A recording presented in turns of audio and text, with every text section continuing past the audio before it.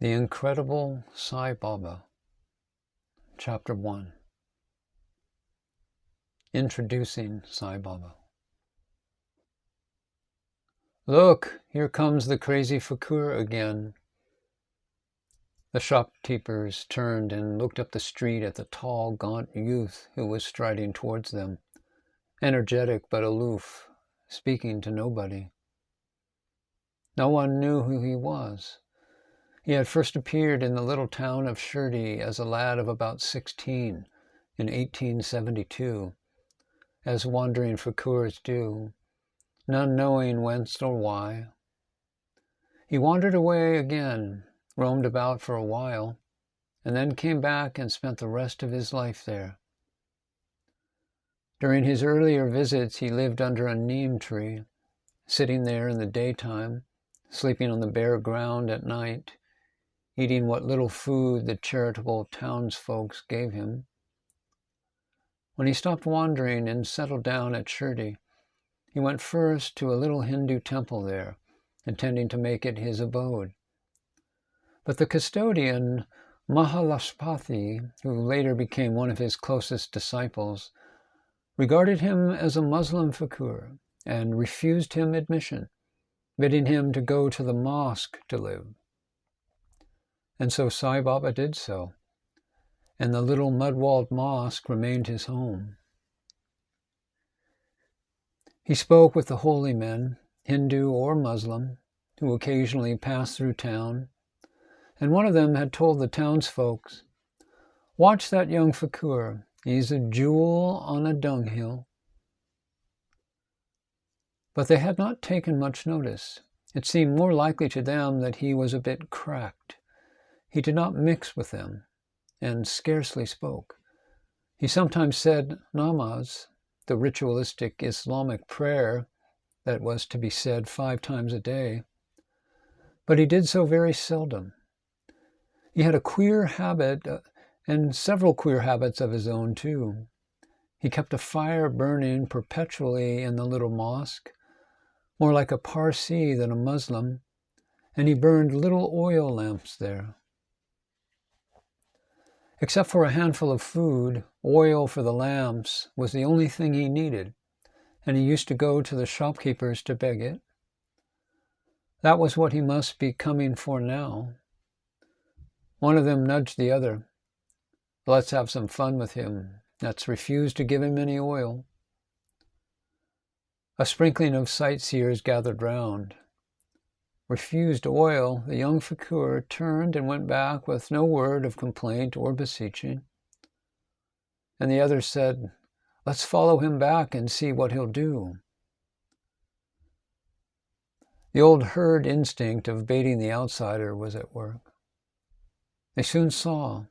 Arrived back at the mosque, the fakir picked up a mud pot of water that stood there and filled the lamps from it, and they burned as with oil.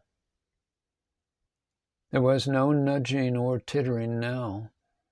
In sudden awe, they fell at his feet and begged him not to curse them for what they had done.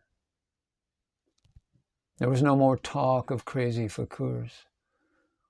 The people of Shirdi believed now in the jewel on the dunghill. They knew that they had a man of power among them. They soon found that he was a saint and teacher with enormous compassion for those who suffered. Nevertheless, he remained bizarre, a man of mystery. Nobody knew his name. The Sai Baba is not really a name. Sai is a Persian word for saint, and Baba is a Hindu term of endearment and respect, meaning father. Nobody knew why he chose Shirdi as his abode. Rather a village than a town, 6 miles from the nearest railway station, not previously a spiritual center. And yet he remained there for nearly half a century, until his death in 1918, while ever more devotees flocked around from the towns. If there was a personal reason, it was as strange as the whole circumstances of his life. In fact, many years later, when he was already famous, he told a devotee to dig at the foot of the neem tree where he used to sit on his first arrival there. A tomb was unearthed, and he declared that it was that of his guru, not in this life, but in a previous incarnation. So far as this life goes, practically nothing is known of his early years. It is fairly certain that he was born of a middle-class Brahmin family in a small town in Hyderabad state. Possibly his parents died when he was young, because at that very early age he left home to follow a Muslim fakir. A few years later, the fakir died, and he joined a Hindu guru. He was deeply attached to this guru, whom he referred to by the affectionate diminutive of Venkusa. He was told the story of how they met and of their life together. Once I was discussing the Puranas, he said, and other works. We were reading with 3 friends and arguing how to attain realization. One said that we should depend on ourselves and not on a guru, because the Gita says, raise yourself. The second friend said that the main thing is to control the mind and keep it free from thoughts and doubts. The third said that forms are always changing, and only the formless is unchanging. So we must constantly make distinction between the eternal and the transitory. The fourth disliked theory, and he said, let us simply do our duty and surrender our whole life and body and speech to a guru who is all-pervading. Faith in the guru is all that is needed. As we roamed through the forest, we met a laborer who asked us where we were going in the heat of the day and warned us that we should get lost in the trackless thickets and for no purpose. He invited us to share his food, but we rejected his offer and advice and walked on. And in fact, we did not lose our way in that vast, dense forest. And then we did get lost. He met us a second time and said that we had got lost through trusting to our own skill and that we needed a guide. Again, he invited us to share his food, telling us that such an offer was auspicious and should not be spurned. However, we again declined his invitation and continued on our way. Only I felt hungry and went back and accepted a piece of bread from him and drank some water. Then the guru appeared and asked what we were arguing about before. And even though my friends had gone, I told him all about it. The others had left him, showing him no respect, but I bowed down to him reverently. Then he took me to a well, tied my legs with a rope, and suspended me head downwards from a tree that was growing beside it. My head was about 3 feet above the water, so that I could not reach it. My guru left me there and went away. I knew not where. He returned 4 or 5 hours later and asked me how I was getting on. I replied that I had passed my time in great bliss. He was delighted with me and embraced me, passing his hand over my head and body. He spoke to me with great love and made me his disciple, whereupon I entirely forgot my mother and father and all my desires. I loved to gaze on the Guru. I had no eyes except for him. I did not want to go back. I forgot everything but the Guru. My whole life was concentrated in him, my sight, everything. He was the object of my meditation. In silence I bowed down.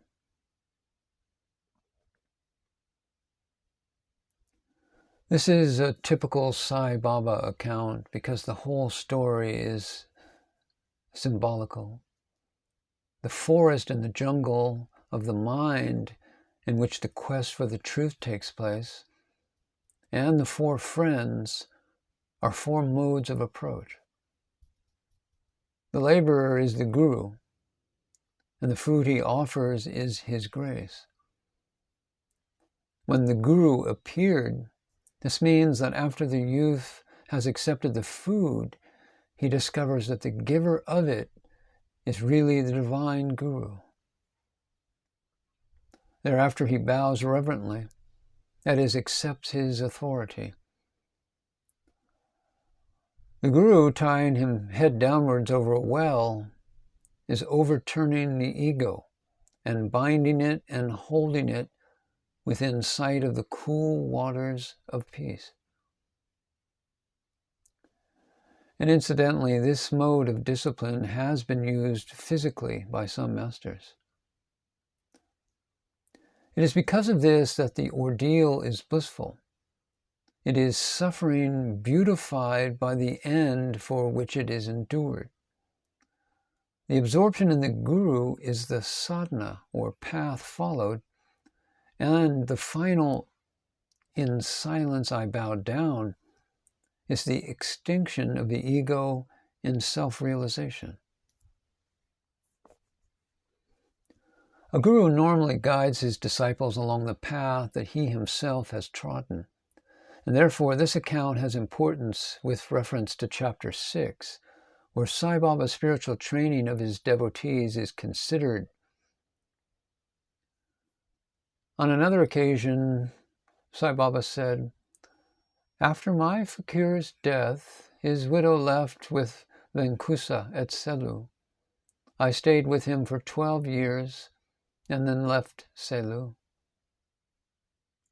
Even here, the 12 years may be merely symbolical of a completed period, indicating by chance the 12 signs of the zodiac. It can scarcely be literally true if Sai Baba was only 16 when he first went to Shirdi after the death of his guru. He is said to have been 8 when he left home, and a few years with the fakir must be allowed. It is characteristically bizarre that all his life Sai Baba kept with him a common brick that his guru had given him. When finally it dropped and broke in 1918, shortly before his death, he said, "It is not the brick that is broken, but my karma. I shall not survive its breaking." It is obviously not necessary to know about his early life or training. If it had been, he would have told us. It was about 1900 that Sai Baba's fame began to spread, and since then it has continued.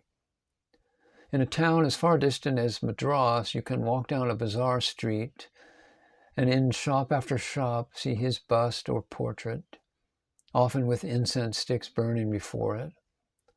There is probably no saint in India who has more devotees or whose cult is so widespread, a statement which does not include Rama or Krishna, who are strictly speaking not saints but avatars. And yet Sai Baba is almost unknown outside India. To the best of my knowledge, no life of him has been published by any Western publisher in European language. Why such a discrepancy? I suggest that it is because Sai Baba does not accord with the modern conception of a saint. That is, that he should lead a decorous life, not performing too many or too startling miracles, and should expound his teaching in philosophy on which the scholars can write the theses, arguing that for X, the world was purely illusory, while for Y it is possessed an indisputable, though transitory reality, or some such rubbish. Whereas in fact, the great sages speak from knowledge, not opinions, and any contradictions there may be between them are due either to the impossibility of expressing the ineffable in words, or to the choice of one viewpoint or another to suit a particular type of disciple. There are many different viewpoints of a mountain peak from its base, and a master may turn his light on one or another and on the path leading up from it. Such paths, illumined by various masters, may cross as they wind up the mountainside, so that the short-sighted geographer can prove that they run in opposite directions. But the master knows the summit, which is one, and knows that they all lead there. Sai Baba never wrote a book. His behavior was bizarre, and he flaunted his miracles with the reckless exuberance of a child. No easy saint to introduce to the modern reader. Not only did he not write books, he did not read them either. He did occasionally instruct a devotee to read some religious or scriptural work, but for the most part he discouraged them from reading, saying, "People hope to find Brahma in these books, but it is Brahma, confusion, not Brahma, God, that they find there." There is nothing unorthodox in such a statement. Some basic theoretical understanding is necessary, except in very rare cases, but continued accumulation of theoretical knowledge does not help towards spiritual understanding. Indeed, mental study can distract a man from the more arduous task of spiritual effort with the false allure of an easy alternative. Particularly in this age when such floods of books are churned out, it is a danger. Sri Ramakrishna also neither practiced nor enjoyed scholarship. Bhagavan Sri Ramana Maharshi, though enormously erudite, wrote in a derogatory way of book learning, saying, "It is the unlearned who are saved rather than those whose ego has not subsided despite their learning. The unlearned are saved from the unrelenting grip of self-infatuation, from the malady of a myriad whirling thoughts, from the endless pursuit of mental wealth. It is not from one ill alone that they are saved." The unlearned state described here means, of course, not mere ignorance, but the simplicity and integrity of mind which Taoism extols, which Christ designated as like a little child, which Islam implies in the illiteracy of the Prophet. It is not incompatible with learning. Nevertheless, learning cannot produce it, and absorption in learning can destroy it. For years it was doubted whether Sai Baba was ever literate. Certainly nobody supposed that he knew Sanskrit. Then one day he gave an exposition which showed learning as well as the perspicacity and rough humor natural to him. A devotee was massaging his legs and feet, chanting to himself the while in an undertone. And Sai Baba asked him what he was muttering.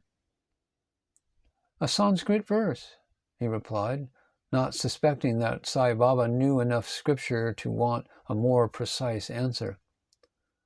However, he asked what verse. "A verse from the Gita." "Say it aloud," said Baba. The devotee then recited in Sanskrit verse 34 of chapter 4, where it states, "Know that by means of prostration, inquiry, and service, the jnanis who have realized the truth will teach you jnana, true knowledge." "Do you understand this, Nana?" Baba asked him. "Yes." "Then tell me the meaning." Nana gave a free rendering in the vernacular, but Sai Baba was not satisfied, saying, "I don't want a paraphrase. I want the strict grammatical meaning, with case, mood, and tense." So Nana gave a literal translation, wondering the while whether Baba knew anything of Sanskrit grammar. He soon found out. "In Tat Vidhi, what does Tat stand for?" Baba asked him. "Jnana." "What knowledge? Knowledge of what?" "The knowledge referred to in the previous stanzas." "What does pranipat mean?" "Prostration." "And pat?" "The same." If they meant the same, would Vasa have added 2 unnecessary syllables? "I don't see any difference between them," Nana admitted. Baba left for a while and passed on to the next point. "What does prasna mean?" "Asking questions." "And pariprasna?" "The same." Then if they both mean the same, was Vasa of his head to use the longer? "I don't see any difference." The next point, what does Siva mean? "Service, such as I am doing now in massaging your feet." "Nothing more?" "I don't see what more it can mean." We'll leave that too. Next point. Krishna tells Arjuna to get jnana from jnanis, knowledge from the enlightened. Wasn't Krishna himself a jnani? Yes. Then why does he send Arjuna to others instead of giving him jnana himself? I don't know. Wasn't Arjuna a jiva and therefore an emanation of universal consciousness? Yes. Then how can knowledge be given to what is already an emanation of consciousness or knowledge itself? Sai Baba then interpreted the verse to mean that it is not jnana or knowledge, but ajnana, ignorance or non-knowledge, that the Guru gives. Nana, now thoroughly bewildered over what had seemed to him a straightforward verse, asked Sai Baba to expound these points. And Baba explained, "The verse tells us how a disciple is to approach his Guru in order to attain realization. He must completely surrender body, mind, soul, and possessions to the Guru. That is the prostration referred to. The inquiry must be a constant quest for truth, not questions asked out of mere curiosity or for a wrong motive, such as a trap for the Guru. The motive must be pure desire for spiritual progress and realization. Then the service is not mere physical service, such as massaging. For it to be effective, there must be no idea that you are free to give or withhold service. You must feel that your body no longer belongs to you, since you have surrendered it to the Guru, and it exists only to do him service." Then followed a catechism on the Guru giving ignorance. "Isn't Brahma pure knowledge or being?" Yes. "And everything else non-being or ignorance?" Yes. "Don't the scriptures declare that Brahma is beyond the range of speech or mind?" Yes. "Then the speech of the Guru is not Brahma or knowledge?" No. "Then you admit that what the Guru says is no knowledge but ignorance?" It seems so. "Then the Guru's instruction is simply a piece of ignorance used to remove the disciple's ignorance, just as we use a thorn to remove another thorn from the foot, isn't it?" I suppose so. The disciple is jiva, whose essential nature is knowledge, isn't he?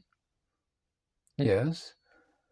Then there is obviously no need to give him knowledge, but simply to remove the veil of ignorance that hides the existent knowledge. This, of course, is not to be done at one stroke, since the disciple is immersed in the age-old ignorance and needs repeated instruction, perhaps through life after life. And what is the nature of this instruction through speech about beyond speech? Isn't it like removing a cover? Ignorance conceals the pre-existent knowledge, just as water plants cover over the surface of a pond. Clear away the plants and you have the water. You don't have to create it, it is already there. Or take another example. A cataract grows on the eye and prevents man from seeing. Remove the cataract and he sees. Ignorance is the cataract.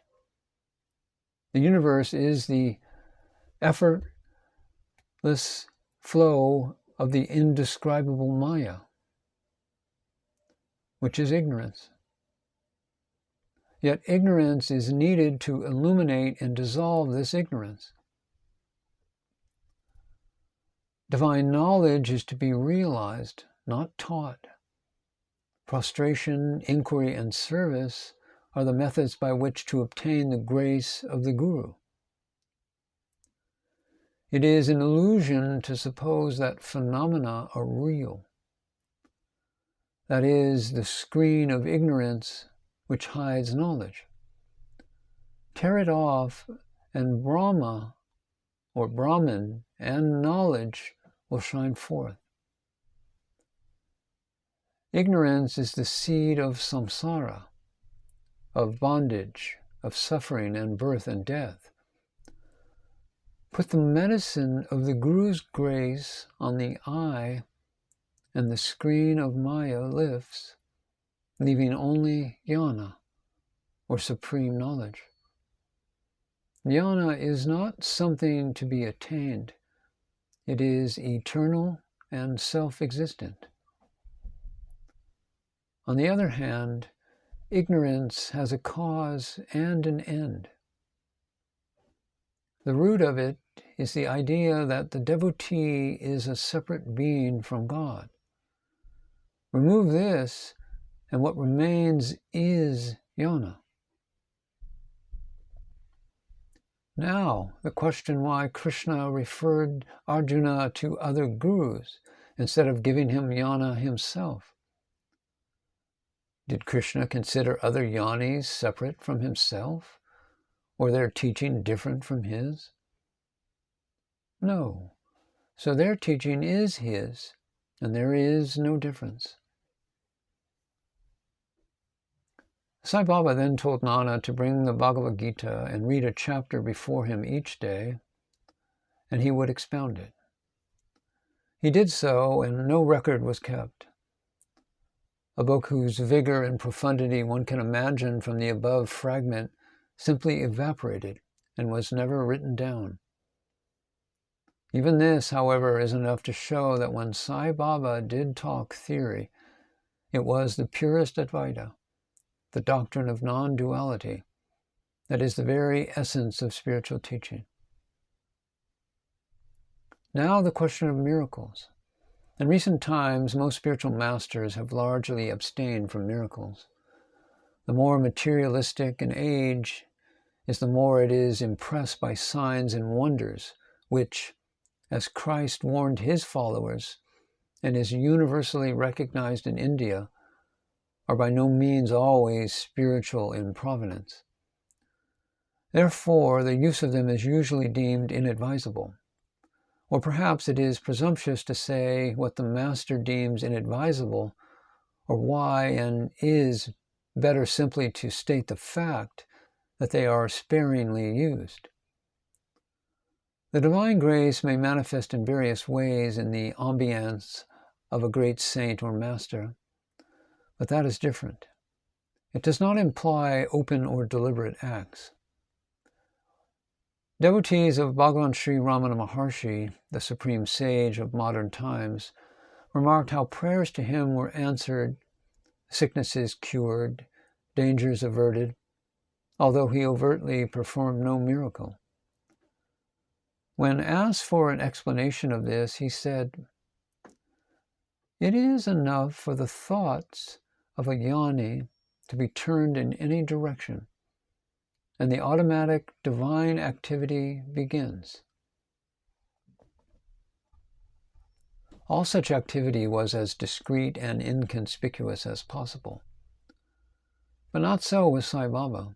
His miracles were flamboyant, nothing automatic there. Two stories will serve to illustrate the difference. A lady died at Tiruvannamalai. The bereaved husband could not take the body for cremation as rain was pouring down the whole day from a leaden sky. And in the Indian climate, it is both unwise and illegal to keep a body more than 24 hours before burial or cremation. He went and told the Maharshi, looking up at the sky, and the Maharshi said, as anyone else might, "I think it will clear up." The devotee went back to his house and immediately ordered the bullocks to be yoked to the cart to take the body into town for cremation. Such was his faith in every word the Maharshi said. And in fact, the rain held off long enough for his purpose. And now the other story. Shirdi was some 6 miles from Kuparagan, the nearest railway station, and the only conveyance was a horse carriage. Some visitors to Sai Baba urgently needed to catch the night train in order to return to Bombay, but a terrific thunderstorm was raging. Sai Baba looked up and shouted, "Hey, enough of that. Stop it now. My children have to go back." And the storm stopped. However, there was purpose in his miracles. How varied the purpose will appear later in this book. Baba once said, "I give my devotees what they want so that they want and begin to want what I want to give them." Even apart from his miracles, there was something bizarre about Sai Baba. A strange figure, teaching Hindus and Muslims alike, keeping a sacred fire burning in a mosque, raging at his devotees, even beating them with sticks, answering unspoken thoughts, flinging stones and abuse at an unbelieving visitor to drive him away, or performing a miracle to attract attention to him, or openly asking for money and then giving it away to others. He was a spiritual gargantuan, one whom before is dwarfed like a schoolboy.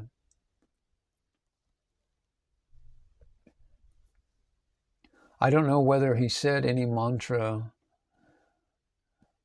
but the coin surfaces were worn smooth by his words. He would sometimes say as he rubbed them, "This is Nana's, this is Bapu's, this is Kaka's."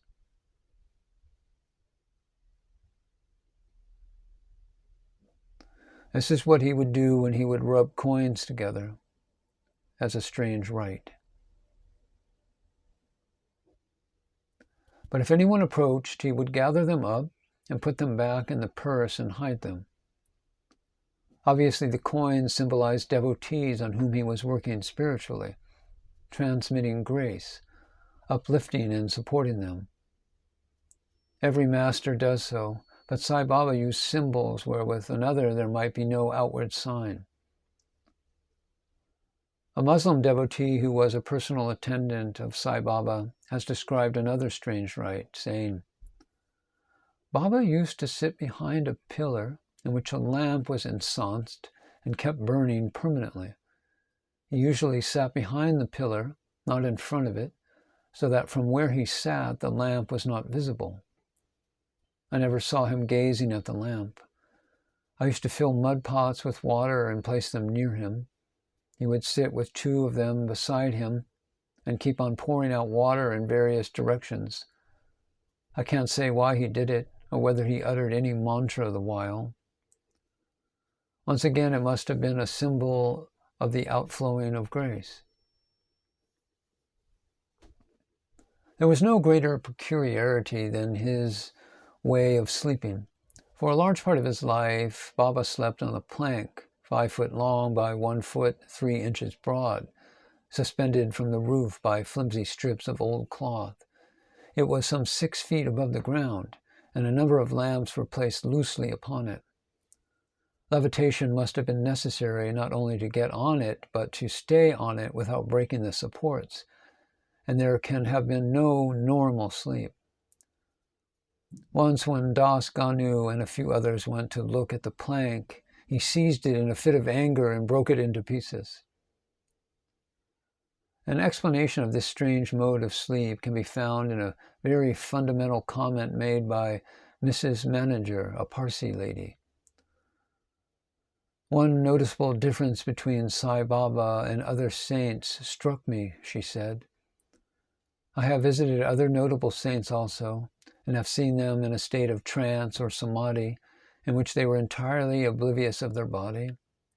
Then I have seen them recovering consciousness of their surroundings, knowing what is in our hearts and replying to our questions. But with Sai Baba there was this peculiar difference. He did not need to go into samadhi in order to achieve anything or to attain any higher status or knowledge.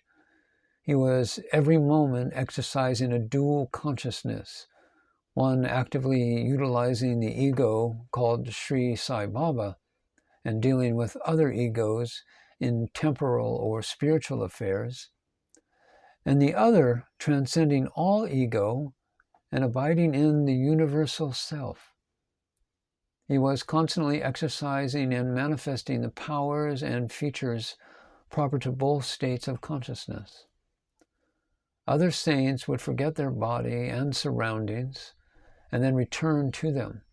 But Sai Baba was constantly both in and outside the material world. Others seemed to take pains and make efforts to read the contents of people's minds and tell them their past history. But with Sai Baba, no effort was needed. He was always in the all-knowing state, she concluded. A realized man can, as Mrs. Manger says, and as the present writer beheld in the case of Bhagavan Sri Ramana Maharshi, be in a state of permanent samadhi or divine knowledge. And in such a case, not only is trance-like samadhi unnecessary, but normal sleep is also unnecessary. It is not the oblivion commonly known as sleep that the great saint experiences, but the luminosity of samadhi. This would mean that Sai Baba was not asleep at night, but in a state of levitation and samadhi, watching over his devotees and sending out his grace upon them. Why he should display this in a manner that seems exhibitionist and yet get angry at its being seen is another matter. The profundity of Sai Baba and his oddity, the symbolism of his speech, and the wildness of his manner is shown in a brush with authority that he had. A thief was arrested with a stolen jewelry and brought before the magistrate's court in the neighboring town of Dhulia. It would have been a simple case, only he brought forward the embarrassing plea that Sai Baba had given him the jewels. Everyone knew that wealth was heaped upon Sai Baba daily and dispersed or distributed by him the same day. However, in this case, it was definitely known that the jewels were stolen property. The only thing to do was to issue a summons to Sai Baba to attend the magistrate court. "Baba, here's a summons for you," the police constable faltered timidly. "Take that rag of paper and chuck it in the fire, one of you," Baba roared, and one of them did. Naturally, such flouting of authority could not be overlooked, and a warrant had to be issued for his arrest. The constable advanced nervously with the warrant. "They've sent a warrant this time, Baba. Will you please come to Dulya with me?" With a torrent of oaths, Baba ordered him to throw it into the latrine. Some of the more influential devotees gathered together to talk over what could be done. They drew up a petition to the effect that one who was worshipped by a vast following ought not be summoned to the law court, and prayed that a commissioner should be sent to Shirdi instead to take down his evidence. This was conceded, and one Joshi, a first-class magistrate, was sent. "What is your name?" he began. "They call me Sai Baba." "Your father's name?" "Also Sai Baba." "Your guru's name?" "Venkusa." "Creed or religion?" "Kabir."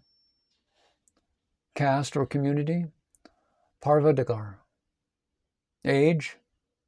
"Lakhs of years." The routine questions to open an inquiry, only the answers to them were far from routine. They were all cryptic or symbolical. Sai Baba was not a name but an epithet, as already explained. By giving it as his father's name also, he implied that he was no longer conditioned by human parentage. Kabir was a great poet-saint of the late 15th and early 16th centuries, who had both Hindu and Muslim followers. By giving his name, Sai Baba intimated that he also stood above the religions at their source and guided his followers on both paths. Parvadagar is a divine name. It is recognized that one who has attained self-realization is above the four castes in the divine state. This was the implication. As for the reply about his age, it implies that he was beyond the limitations of time, established in the eternal now of spiritual awareness. Coming on the heels of this, the next routine question must have sounded peculiarly apt. "Will you swear that what you are going to say is the truth?" "The truth," he affirmed briefly. "Do you know the accused?" "Yes, I know him." That at least sounded satisfactory, but only until Sai Baba added, "I know everyone." "He says that he is your devotee and has stayed with you. Is that so?" "Yes, all are with me. All are mine." An affirmation of the universality of the divine man, but not much use as legal evidence. "Did you give him some jewels, as alleged by him?" "Yes, I gave them to him." But once again, the clear statement was bedeviled by metaphysics. Who gives what, and to whom? "If you gave him the jewels, how did you get possession of them?" "Everything is mine." The magistrate now lost his patience. All this might be good metaphysics, but it was bad evidence. "Baba," he postulated, "this is a serious charge of theft. The man says that you delivered the jewels to him." Baba also lost patience. "What is the use of all this? What the devil have I to do with it?" And he strode away. Subsequently, the question of giving evidence was dropped because it was discovered that the accused had not been at Shirdi at the time of the theft. It is interesting to note that Sai Baba was not asked to sign his statement. He never signed any paper. He had no name to sign. It was about 1900 that Sai Baba's fame began to spread. In the last decade of his life, Shirdi was constantly thronged with visitors. The sick were healed, the childless obtained families, the doubting acquired faith. Towards the end, magnificent annual celebrations were held with steed and chariot and elephant as for royalty. Sai Baba disliked all this pomp, but gave in to the importunity of his followers. Daily wealth poured in and was dispersed like water. so that when he came to die, he had with him just as much money as was needed to cover his funeral expenses. Since his death, the number of his devotees has increased, not diminished. How is it, then, that he has remained unknown in the wider world outside India? I have indicated the answer already. There is a great deal of faith still remaining in India. There are holy men, though for the most part discreetly unknown. There are genuine sadhus and fakirs, wayfarers on the path, as well as frauds. But there is another side of the picture also. Westernized, educated, urbanized India is captivated by Western ideals of science and progress, whether through democracy or communism, and is very sensitive about being thought backward or superstitious. It is the products of this India who write books for foreign publishers and overseas sales. No wonder then that they shrink from proclaiming a saint who taught in miracles instead of books. Sai Baba's devotees are mostly found among the conservative types of people, though one is apt to find the most surprising people privately numbered among them. Books enough have been written about him in the various Indian languages, but it is perhaps natural that it should have been left for a Westerner to make Sai Baba known to the West.